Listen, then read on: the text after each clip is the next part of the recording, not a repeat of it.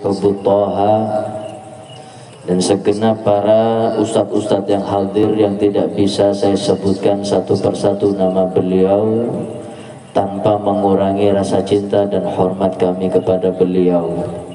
Kita doakan mudah-mudahan para habaib, para tuan guru kita mudah-mudahan selalu diberi panjang umur, sehat walafiat, selalu dijaga oleh Allah Subhanahu wa ta'ala, amin ya rabbal.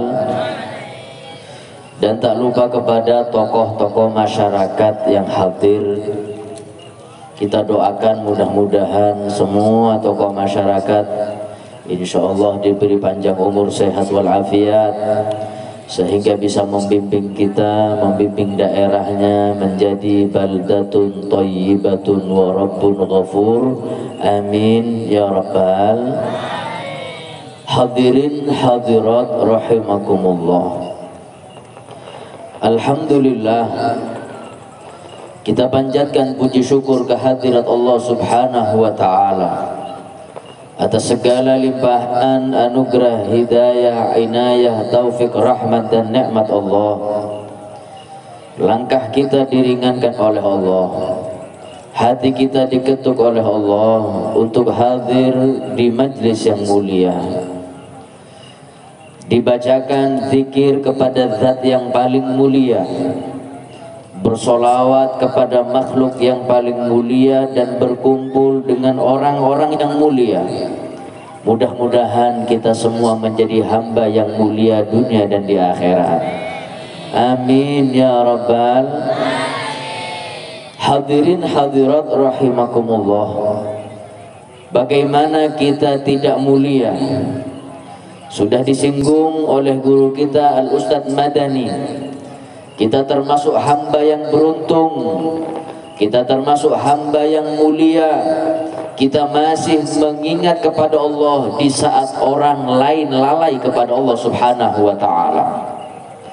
Mudah-mudahan di tahun depan insya Allah menjadi tahun yang lebih baik daripada tahun yang sebelumnya, sehingga kita menjadi hamba yang rabihin, yang beruntung dunia dan di akhirat, amin ya rabbal. Kita berada di akhir zaman, zaman yang sangat gampang untuk kita maksiat kepada Allah, zaman yang sangat gampang mendapatkan fasilitas kita lalai kepada Allah. Maka Al-Habib Zain bin Ibrahim bin Sumain, beliau memberikan amalan-amalan yang paling dan sangat dianjurkan untuk diamalkan di akhir zaman, supaya kita menjadi hamba yang selamat dunia dan di akhirat. Yang pertama, amalan yang paling penting untuk diamalkan di akhir zaman ini adalah thalabul ilmi. Kalau ingin selamat dunia dan di akhirat, silahkan yang semangat belajar ilmu agama, yang istiqomah hadir majlis ilmu. Alhamdulillah hadirin, kita ditakdirkan oleh Allah untuk duduk di majlis ilmu dan kita menjadi pewaris Nabi Muhammad sallallahu alaihi wasallam. Alhamdulillah. Nabi Muhammad sallallahu alaihi wasallam beliau bersabda, innal anbiya'a lam yuwarrithu dinaran wala dirhama. Sesungguhnya para nabi semenjak Nabi Adam sampai Nabi Muhammad sallallahu alaihi wasallam, warisan mereka bukan uang yang miliaran, warisan mereka bukan mobil mewah, rumah mewah. Wa innama warrathul ilma, warisan mereka yang membuat kita mulia dunia dan di akhirat adalah ilmu agama yang kita dapatkan di majlis yang mulia ini. Alhamdulillah. Kata Rasulullah, faman akhadhahu faqad akhadha bihadzi wafir. Siapapun yang semangat hadir majlis ilmu, siapapun yang belajar ilmu agama, merekalah termasuk umat yang paling banyak mengambil warisan Rasulullah sallallahu alaihi wasallam. Tapi hadirin hadirat yang dirahmati oleh Allah, maaf saya harus jujur, umat akhir zaman sekarang ini memandang ilmu agama yang ini warisan dari orang yang kita cintai yaitu Rasulullah, kita pandang warisan ini yaitu ilmu agama dengan pandangan yang sebelah mata. Maaf kita masih kalah dengan orang non muslim. Orang kafir, mereka mengagungkan warisan dari orang yang mereka cintai, mereka pandang dengan pandangan yang mulia. Ada buktinya, ada hadirin. 10 tahun yang lalu saya nggak lupa pernah baca di koran, ada penyanyi legendaris terkenal kafir orang Amerika. Ada yang pernah dan sampai ke Amerika? Ada yang pernah? Sebelah timur Ketapang hadir. Penyanyi terkenal legendaris Amerika kafir mati.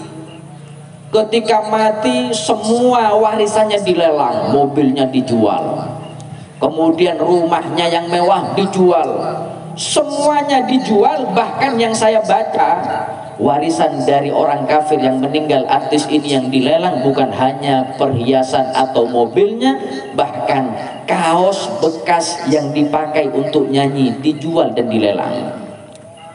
Hadirin, kaos bekas insya Allah belum dicuci, dilelang, dijual dengan harga, kalau dirupiahkan dijual dengan harga 3 miliar. Masya Allah, kaos bekas harganya 3 miliar. Saya tanya, kaos yang hadir ini berapa harganya? Mentok-mentok jadi bel-belan hadirin. Ini harga 3 miliar.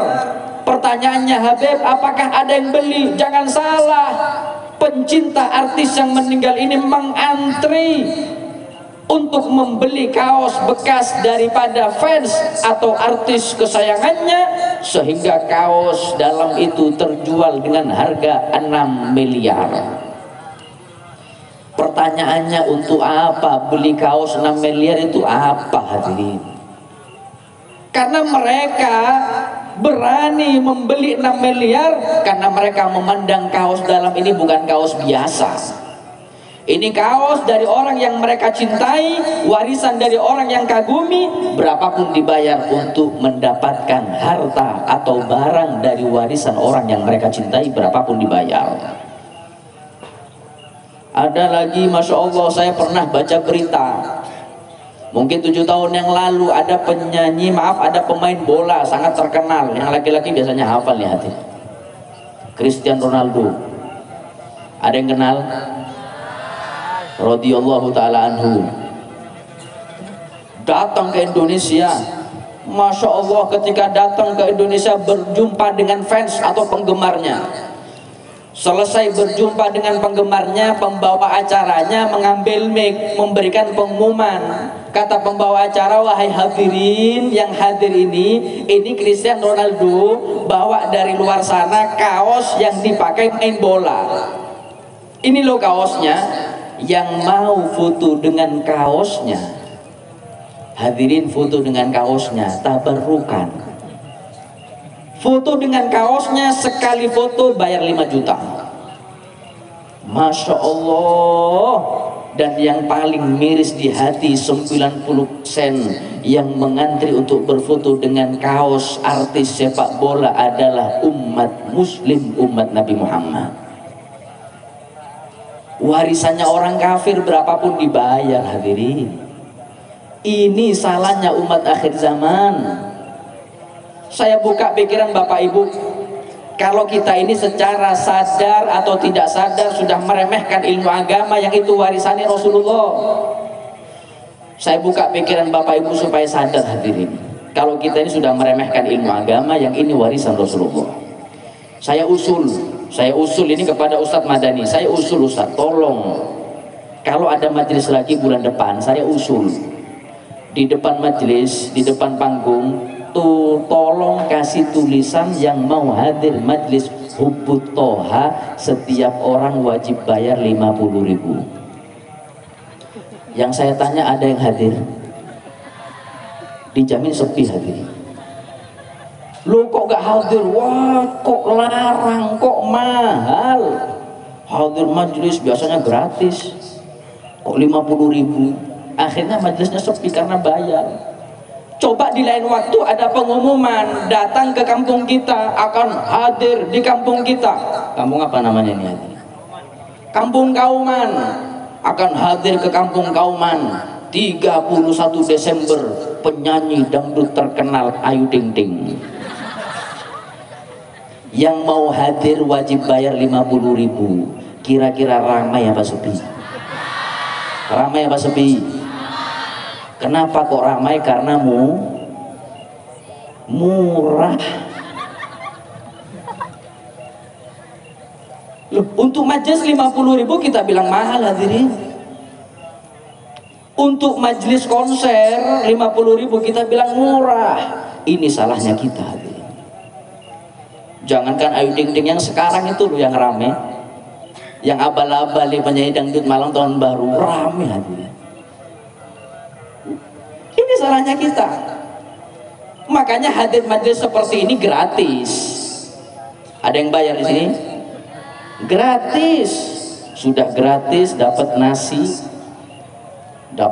dapat kue, dapat waduh lengkap. Insya Allah yang hadir dapat syafaat Kanjeng Nabi. Insya Allah ilmu ini akan nolong kita di akhirat.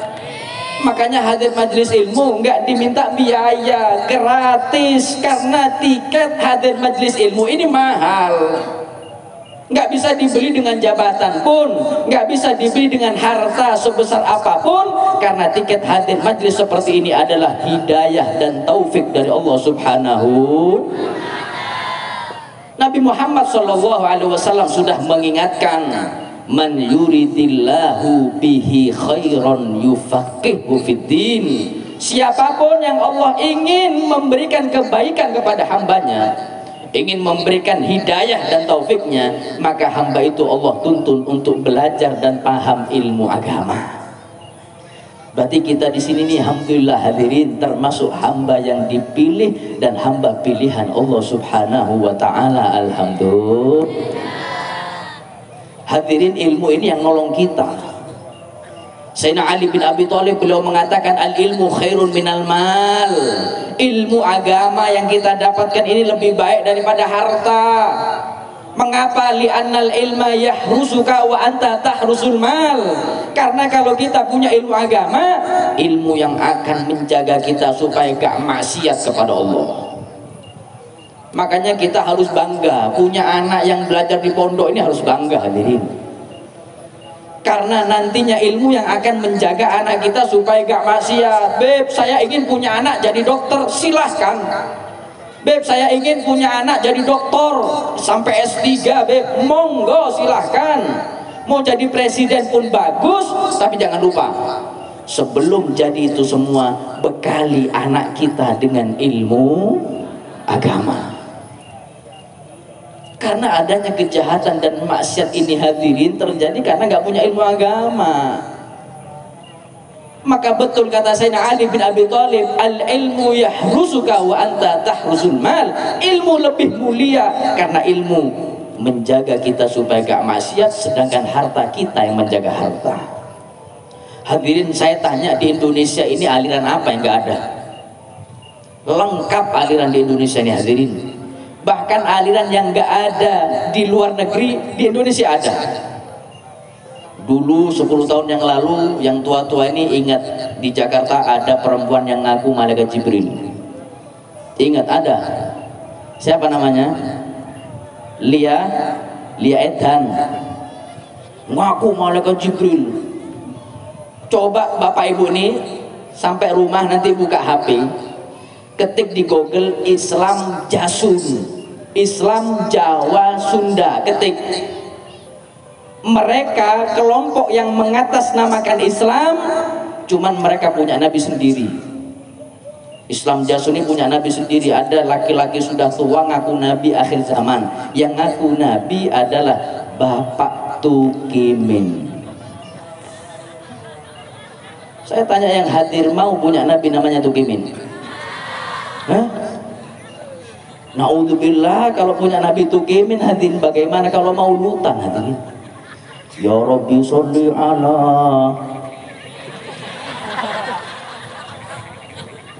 Angel. Penceramah Al-Habib Umar bin Idris Al-Khirid dari Batu Malang, kepada beliau tempat dan waktu kami persilahkan. Allahumma sholli ala. Gak masuk tadi. Loh, tapi jangan salah.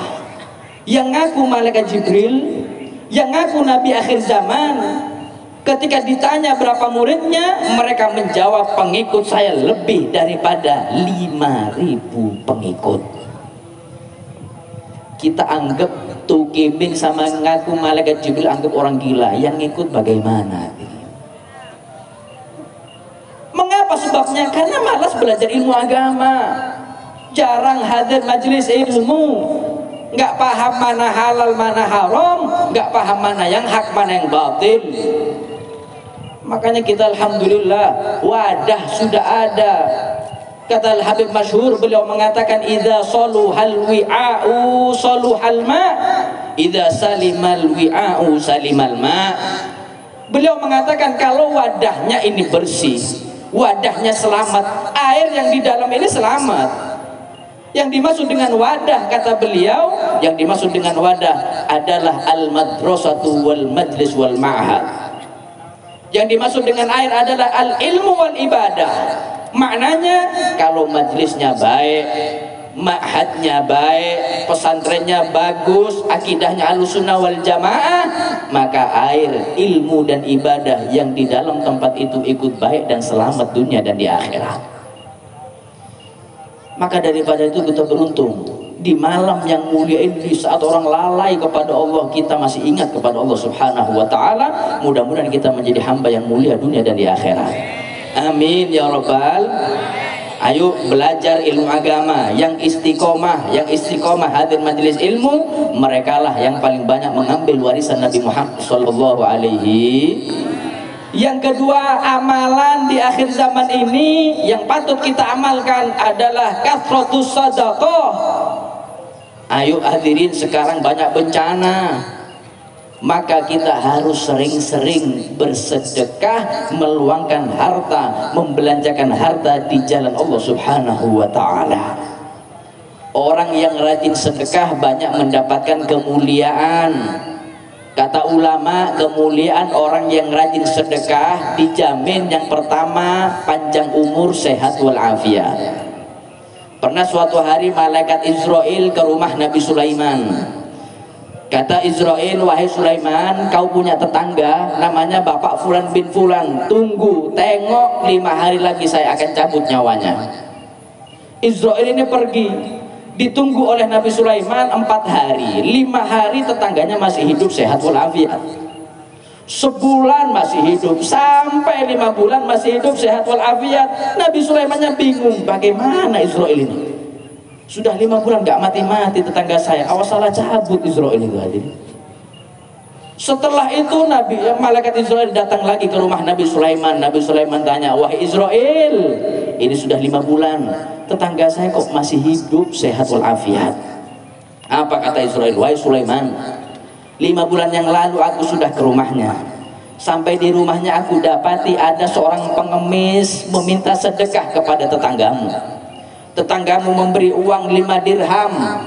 Kalau 5 dirham, anggap kalau rupiah itu 50.000. 50.000 disedekahkan kepada pengemis, diterima oleh pengemis.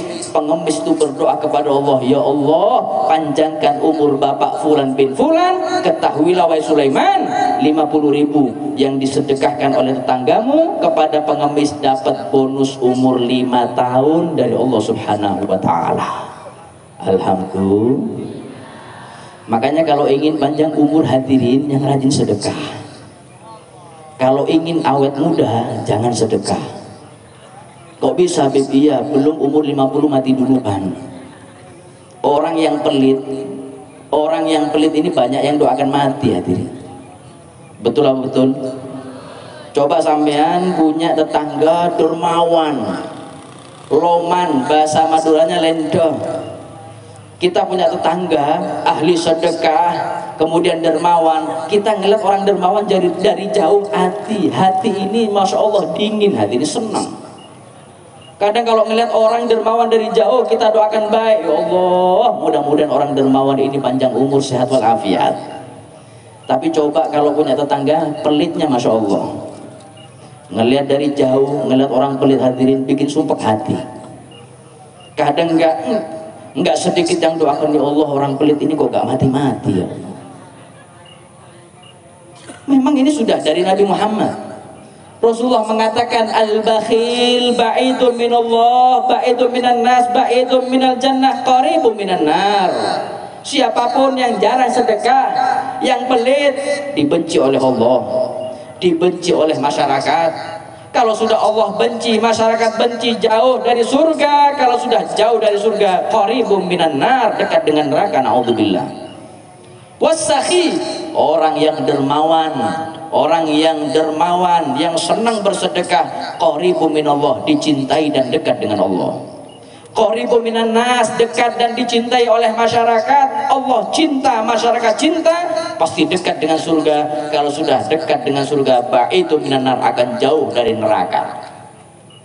Mudah-mudahan yang hadir jadi orang dermawan, suka sedekah, amin Allahumma. Dengan sedekah kita akan mendapatkan kemuliaan, panjang umur, sehat walafiat. Yang kedua, kemuliaan orang yang rajin sedekah, dijamin hartanya nggak kurang. Siapa yang menjamin? Bukan saya. Yang menjamin Rasulullah. Rasulullah mengatakan, mana kosomalun min shadaqatin, harta yang kita keluarkan untuk sedekah nggak berkurang, kata Rasulullah. Bal yazdad, bal yazdad, bal yazdad, malah akan bertambah, bertambah dan bertambah. Hadirin, Rasulullah mengatakan nggak akan berkurang harta yang disedekahkan, malah tambah, tambah, tambah. Tambahnya oleh Nabi Muhammad diulang 3 kali. Pertanyaannya, kata ulama, mengapa Rasulullah mengulang bertambahnya sampai 3 kali? Padahal kalau seumpama mengucapkan tambahnya sekali, kita sebagai umatnya wajib percaya.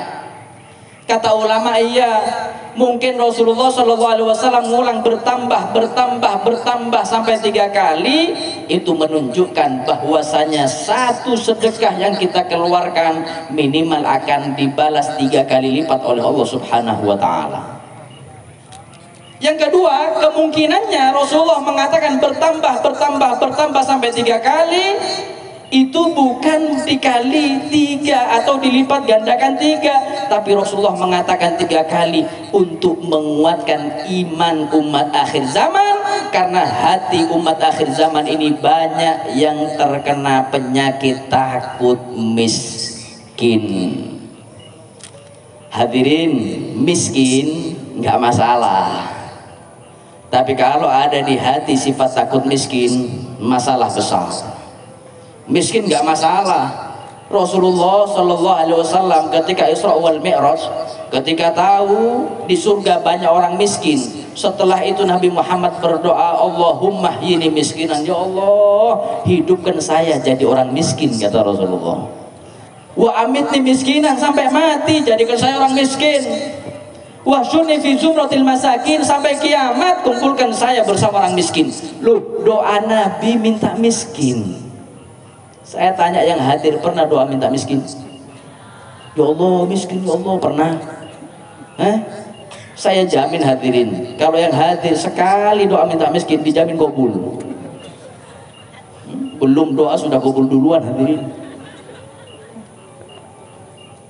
Makanya orang yang di hatinya ada sifat miskin, sifat yang paling disenangi oleh iblis dan setan. Di dalam kitab Jawahirul Lu'lu'iyah syarah daripada Arba'in An-Nawawiyah disebutkan, setan itu paling senang kalau ada umat Nabi terkena 3 atau salah satu di antara 3 penyakit. Yang pertama, setan itu paling senang kalau ada umat Nabi matinya suul khotimah. Setan paling senang. Mudah-mudahan yang hadir husnul khotimah. Yang kedua, setan itu paling senang kalau ada umat Islam ini saling bermusuhan, saling berperang, muslim bunuh muslim, muslim mensesatkan muslim yang lainnya, muslim melaknat muslim yang lainnya. Itu sesuatu yang membuat setan bahagia, menyedihkan hati Nabi Muhammad. Yang ketiga, setan paling senang kalau ada di hati umat Nabi ada sifat takut miskin, naudzubillah. Mengapa? Karena kalau ada di hati sifat takut miskin, hadirin, menandakan ini orang jarang bersedekah. Kalau sudah jarang bersedekah, ada tanda dia cinta harta.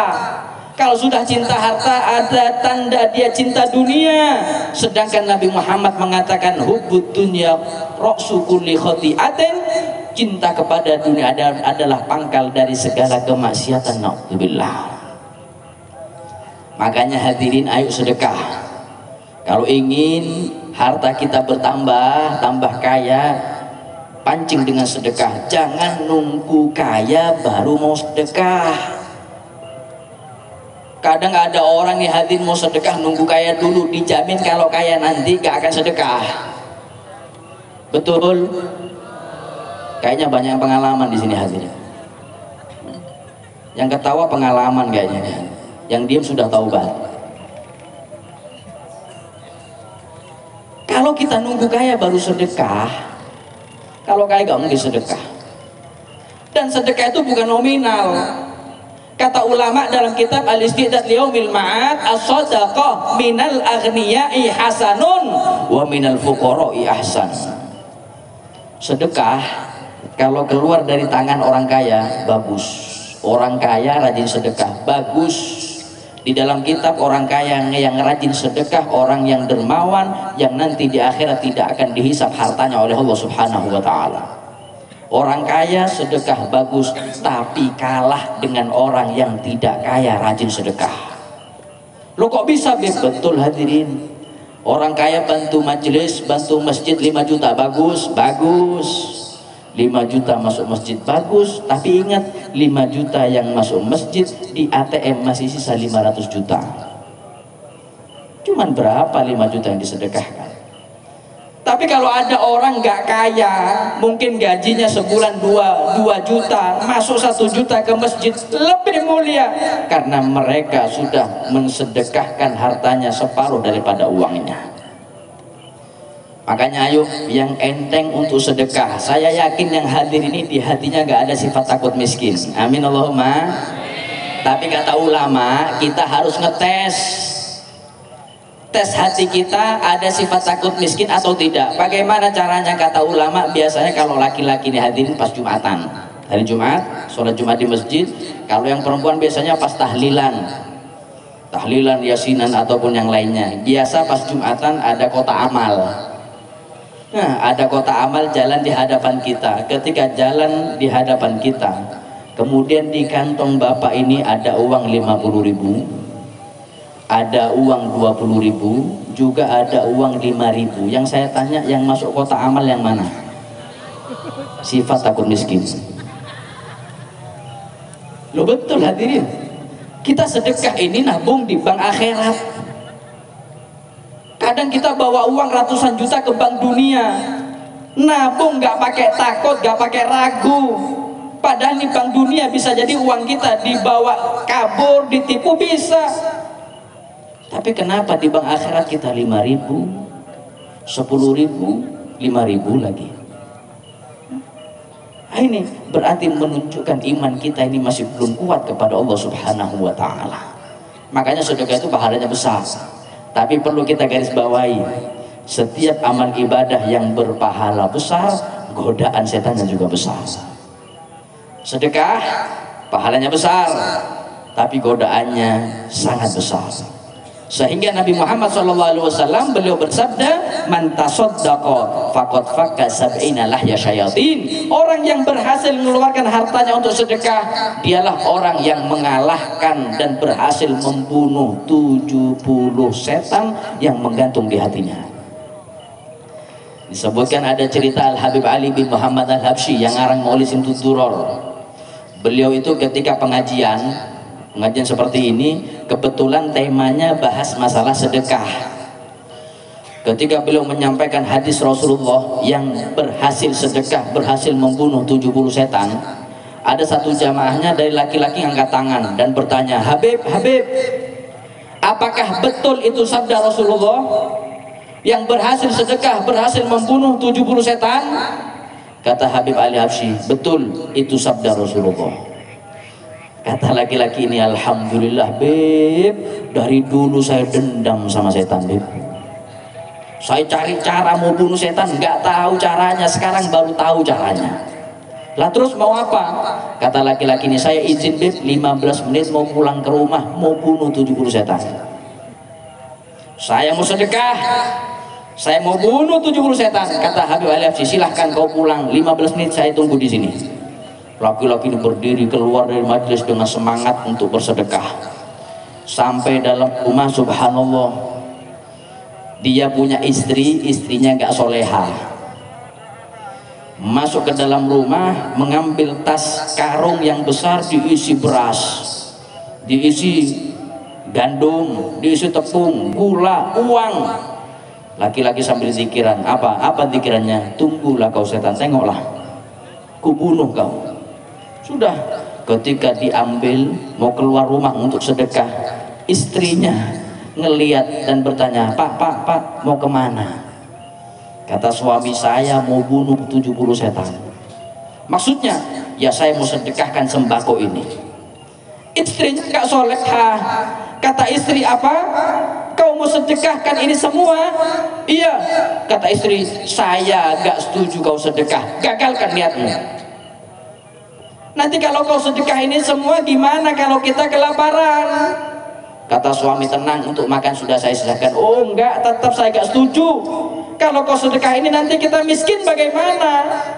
Lihat hadirin, istri yang gak soleha menakut-nakuti suaminya supaya takut miskin dan lapar. Makanya memang ada setan itu yang berwujud kadang-kadang.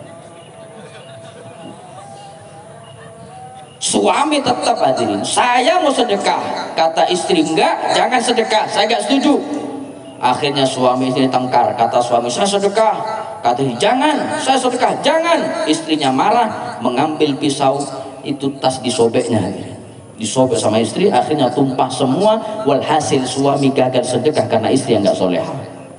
Suaminya marah, mengatakan kepada istri, ya sudah, karena kau saya gagal sedekah. Iya, enggak apa-apa. Akhirnya suami ini kembali ke majlis Al Habib Ali bin Muhammad Al Habsyi dengan perasaan dan wajah merah, marah. Sampai di majlis ditanya oleh Habib Ali Habsyi, ya fulan, sudah kau bunuh 70 setan? Kata laki-laki ini dengan perasaan marah mengatakan, 70 setan Beb, gampang dibunuh Beb, gampang. Lah terus terakhir Beb, ada ibunya setan. Ada ibunya, ada ibunya. Mudah-mudahan ini soleha semua nih hadirin. Tapi kadang mirip-mirip banyakan. Makanya kita harus melawan ibu-ibu setan ya hadirin. Kata Habib Ali Habsyi, lihatlah, sedekah ini pahalanya besar, tapi godaannya juga besar. Yang berhasil sedekah berhasil membunuh 70 setan. Mudah-mudahan kita termasuk orang yang dermawan, orang yang rajin sedekah, supaya kita menjadi hamba yang kaya dunia dan di akhirat. Amin ya rabbal. Yang ketiga, mau selamat di akhir zaman, perbanyaklah zikir dan istighfar kepada Allah Subhanahu wa taala. Al-mu'minun al-husunu lil muslimin talatatun. Kata Nabi Muhammad, bentengnya umat Islam ini ada 3. Al-masjidu hisnun, masjid itu menjadi bentengnya umat Islam. Wa tilawatul Qur'ani hisnun, membaca Al-Qur'an itu benteng untuk umat Islam. Dan yang terakhir, wa dzikrullahi ta'ala hisnun, dan memperbanyak zikir kepada Allah itu juga benteng. Kita sudah dapat semuanya. Zikir sudah, membaca Al-Qur'an sudah. Mudah-mudahan kita menjadi hamba yang selamat dunia dan di akhirat. Saya doakan ini hadirin menjadi hamba yang semangat belajar ilmu agama, ilmunya manfaat, barokah dunia akhirat. Insya Allah anak-anaknya soleh solehat, menjadi hamba yang dermawan, suka sedekah, dan insya Allah menjadi hamba yang senang dan basah lisannya berzikir kepada Allah Subhanahu wa taala. Amin ya rabbal. Allahumma ja'al jam'ana hadha jam'an marhuma wa tafarruqana min ba'di tafarruqan ma'suma wa la taj'al fina wa la ma'na syaqiyan wa la mahruma. Wa sallallahu ala sayyidina Muhammadin wa ala alihi wa sahbihi wasallam. Walhamdulillahi rabbil alamin.